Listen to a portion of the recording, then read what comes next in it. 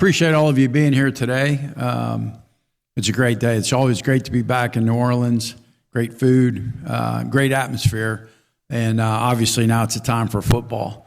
And I kind of wanted to open my statement first of all to just say it's a great time to be at Coastal Carolina. There's so many positive things happening right now under the direction of President Benson. We just hired Chance Miller, our new athletic director. He's here today. If you haven't got a chance to meet him, please do so. I mean, full of energy, passion, has an incredible vision and a plan, and has all of Teal Nation fired up. And you can see a lot of projects and a lot of people coming in place. We've hired Justin Gray, new basketball coach, Kevin Snall, our new baseball coach. We got a new scoreboard put in, new ribbon bands, our indoor facilities. Got the Legos, I call it the Legos. You can see all the sides are up, being built.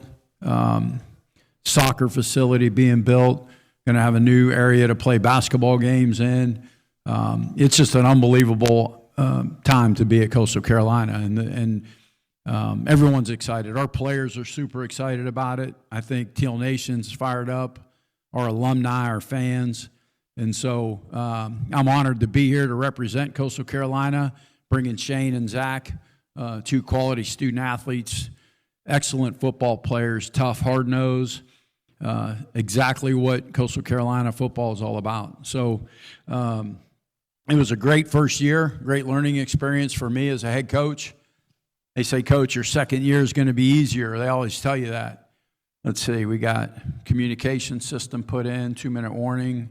We have transfer portal. We got NIL. We got all kinds of things that are going on in rule changes, recruiting rule changes, new signing dates. Hey, Coach, it'll be easier. Like, it's never easy. It keeps going and keeps changing. And so you just got to adapt and adjust and keep moving on. And so, I'm looking forward to this season. I'm ready to do football and get into football. So our guys have been working extremely hard. I'm sure you've heard this from every coach that stood up here. And we've got a really new team. Every year it's a new team. We'll have 66 new members of our 120-man roster that have not been at Coastal Carolina before. And that's a quite a big overhaul. But our players have done a tremendous job of building and maintaining our culture of who we are, what we believe in, our standards of our program, and the work ethic. And at the end of the day, I feel for y'all in the media, right? Trying to preseason select who's going to be number one. Nobody knows who their team even is, and you're trying to figure out who's going to win the conference. Good. If you guys can get that right, let me know, because we're going to Vegas. So it is I don't even know my starting lineup yet. You guys want to know where we're going to finish. But our guys work hard, and I love being around them. I love coaching them, and excited for the season. So I'll open it up for questions. Anything you guys have for me? I know a brief statement. I'd rather answer what you guys want to hear about. Coach, we do have a Zoom question already. Sure. You mentioned being in your second year. What do you think was the biggest thing you learned from your first year that you can take into the second year? We all learned about each other. My staff had never worked together ever, not just the coaches, but the entire staff, support staff, everybody. Our players, I learned about our players. It's one thing to have a bunch of veteran guys come back. It's another to see how they perform in stressful situations, at home, on the road, whatever it may be. I learned our conference, what our conference is about, what it's like to go on road games and trips. I learned what their philosophies are, what the talent level's like. So it was an incredible learning experience for me and our staff and our players, to be honest, to be able to now use that information as we carry on and prepare for this season. Coach Dominic Rossetto, College Football Dogs and Sunbelt Syndicate. How much improvement have you seen from Ethan Vasco's game from last season to going into this year? I know you said you don't have a starting lineup that you know for sure yet, but just specifically on him, how he's progressed. I know he was kind of in the mold of that Grayson McCall type player, and just what your thoughts are going into the season with him. Yeah, so I'll start off. It's hard to replace a Grayson McCall, right? You guys have all been around here for the last 3 to 4 years and watched him play and know what impact he had on a game, but also what he had for Coastal Carolina athletics, in the city of Conway and Myrtle Beach. Like, it's immeasurable what he's done, and we wish him the best. Unfortunately, he had an injury last year, and we had to play 6 games without him. And so Ethan Vasco got a chance to show what he can do in 4 of those games. He did exactly what we needed him to do. First thing he did was won. He was 3-1 as a starting quarterback. He took care of the football. He had 7 touchdowns and 1 interception. So when you get a quarterback that will take care of the football, you get a quarterback that can win, find ways to win, that's a pretty good thing. I think our coaching staff did a tremendous job of realizing what he can do and at that time make the adjustments we needed to make and give us the opportunity to win as we continue to develop him and watch him grow. Ethan just continues to grow in everything. He's getting bigger. He's getting stronger. He's getting faster. He's getting smarter. He's understanding the game better. He's throwing the ball better. He's running faster. So all the things you would expect a kid who is a redshirt freshman going into a sophomore season to be able to see, how he's going to develop. We went out and got a couple of transfers, right? Noah Kim from Michigan State, Tad Hudson from North Carolina, and have a tremendous freshman in DJ Moore. So the room is very, very talented. And I'm excited to see our progress heading in the fall in the competition. Got another question from Zoom. This is for both Zach and Shane. The coach made mentions of the 66 new faces and just talked about the 2 transfer quarterbacks. How difficult is it to sort of incorporate all those new faces into the program? Yeah, it definitely took a minute to learn everybody's name and, get familiar with faces.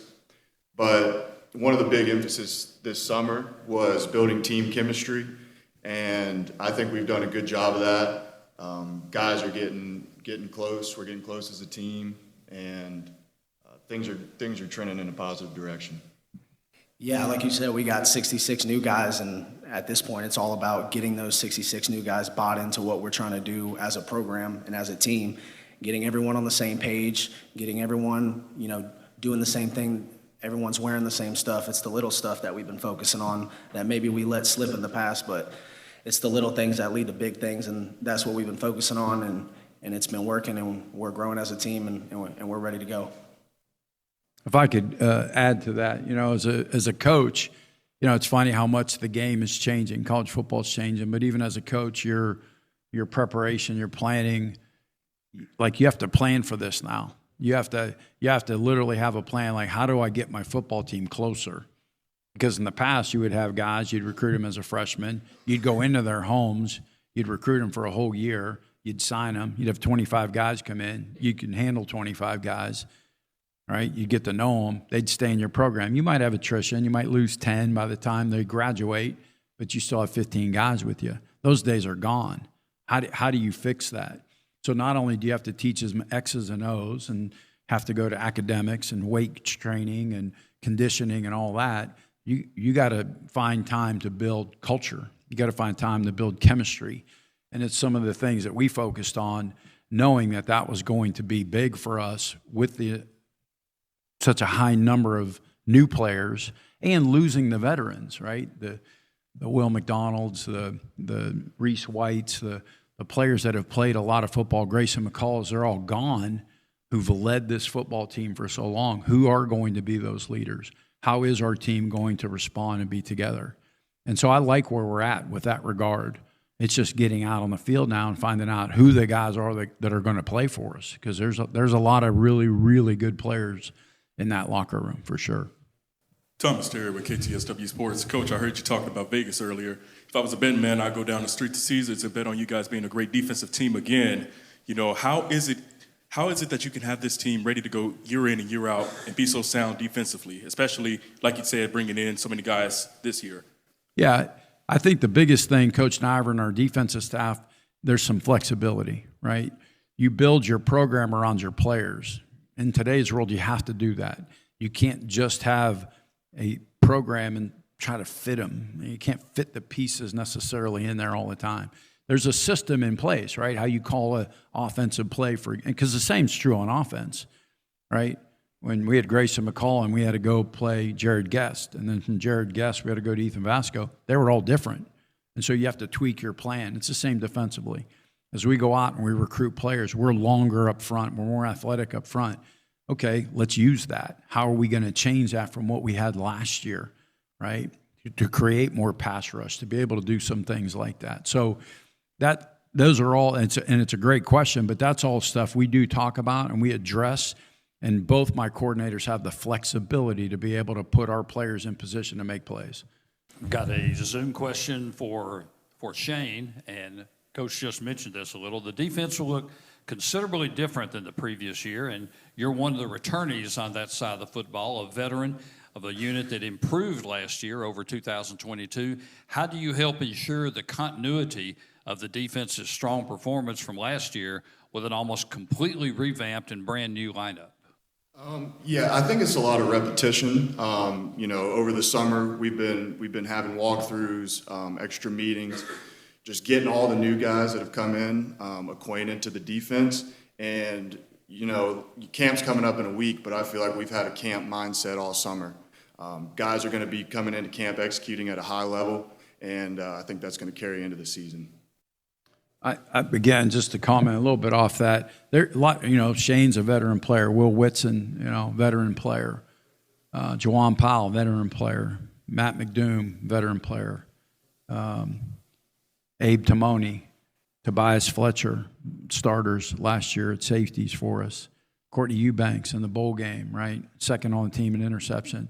So there's not as much turnover as we think defensively. I think defensively we have it's in the D-line. I think we'll have 19 players, 15 of them are new to the program at defensive line. And it's where just transitionally, systematically, what we were trying to get and put into place and what we've been able to go out and recruit, and our staff's done a great job, our recruiting's done a great job. That's where you'll see the biggest change, I think, with our team.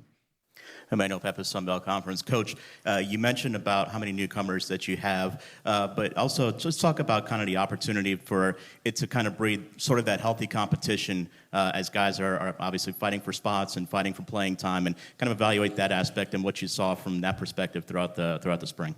Yeah, I think, and again, it's interesting, right? 66 new players, 44 of them came in this summer. So we only had 22. But yes, I think competition, that's one thing that's very, very hard to practice, right? There's a lot of things you can improve on, a lot of things you can work on, a lot of things you can emulate. Competition's hard. Yeah, it's one thing to shoot free throws or run a line drill or something, but when you're out there and it's hot and you got gear on, you're going one-on-one in a coverage drill, or you're going one-on-one on a blocking drill or a tackling drill, that's harder, right? There's no question. So that's what I'm looking for. I believe we brought enough depth. This is a hungry football team now. There's no Grayson McCall that's played 4 years, or Will McDonald that's been a 3-year starter, or JT Killen that's been a 3-year starter. Like, everybody wants to play. And so that you can feel in the locker room. You can sense that. And that's exciting. That's exciting when guys are chomping at the bit to get out there and compete against each other. And you can feel that. And we start Monday, right? Monday's our first practice report. We report Sunday. So it's on us right now. So, but having that competition, there's nothing like it. Nothing like it.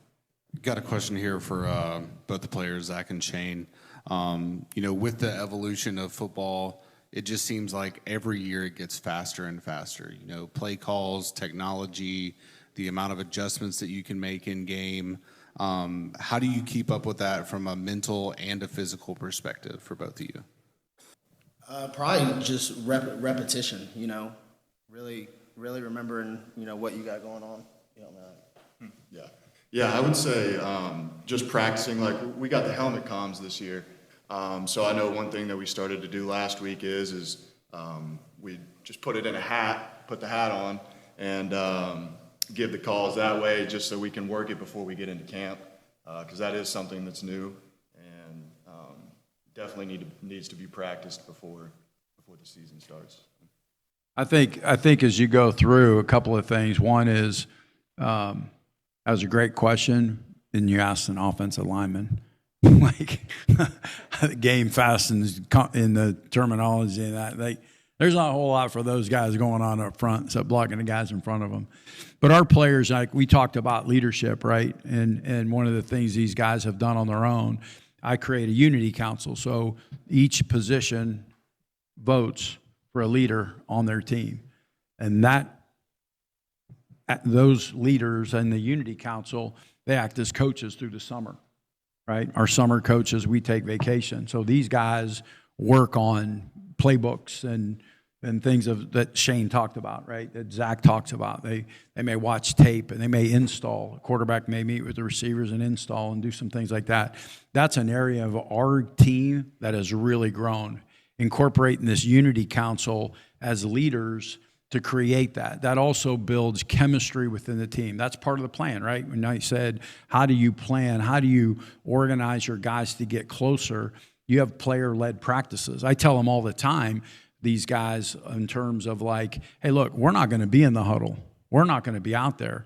How good do you guys want to be? Hey, wideouts, do you want to know the formations? What are you doing? Hey, leader of the Unity Council for wide receivers, what are you doing to ensure these guys are better? Hey, D-line guy, we got 15 new D-linemen. What are you doing to make sure they understand what a left call is? How are you helping us get better when our coaches are gone on vacation? So the leadership part has been a big part to all of our unity and growing our football team closer together. Got a Zoom question from Danny Kelly, and it sort of carries over what you were just talking about. This is for Zach. Who has stood out to you on offense so far in those summer workouts, and who do you think can fill the void of last year's playmakers? It's hard to answer that right now because the pads haven't come on yet. We figure a lot of that stuff out. We got, like Coach said, we got a lot of hungry guys in that locker room. We got 40 transfer portal guys, 40 guys that came here to play. So it's a matter of getting your shot and getting your opportunity. And when your opportunity comes, it's competing and shining. And competition, iron sharpens iron, and we're only going to get better from, the goal is to have the best competition every day in practice. That way, when you get into the game, it's easy. And that's what we do up front. I know that, and that's what we do in the secondary is we push each other in practice every single day. We know these Power 5 or Core 4 games are tougher and tougher for conferences such as the Sun Belt to get anymore these days. You guys are lucky enough to have one come to you, and you spoke about how the stadium is getting enhancements. Is there, I know we take it week by week, but is there some extra excitement in knowing that you're bringing a program like that to your home stadium, and one coach that you are obviously familiar with, but specifically to the players, is there excitement around campus between your roommates and friends that, are looking forward to getting that chance and that shot? Well, you guys want to answer it first, and then I could. There's a lot of good things. Happening. I know our new AD was throwing around some ideas with us last night at dinner, and I think the stadium is going to be rocking this year. It'll be a good time. Yeah, the school is continuing to grow. We got a president that's wanting the school to grow. We have a new exciting AD that's hungry and wants to push this university to the next level. And it's exciting as players and students to see that and to see that push from the top, and that they want to keep this university growing. It's exciting. So, yeah, I think having a Power 5 school coming in is exciting. I think the city of Conway and the city of Myrtle Beach and the surrounding areas will be excited. We have a great home schedule, a tough one, obviously. Sun Belt Conference is so demanding. It doesn't matter who you play, where you play them. You have 12 teams that are bowl eligible out of 14. That's pretty impressive. No other conference can state that, right? But I think our team's used to that. I think our fans are used to it. I think last year everybody we played was bowl eligible. I think we were one of 2 teams in the country that had that. So it's become second nature, right, to some degree. Do I look that far in advance? It's hard to. It really is. The week of the game will be probably pretty cool. But right now, I'm trying to figure out Sunday when everybody reports, who's speaking first and all the compliance issues and things that we have to go through and paperwork and get ready for practice on Monday. So That's kind of where we're at with it.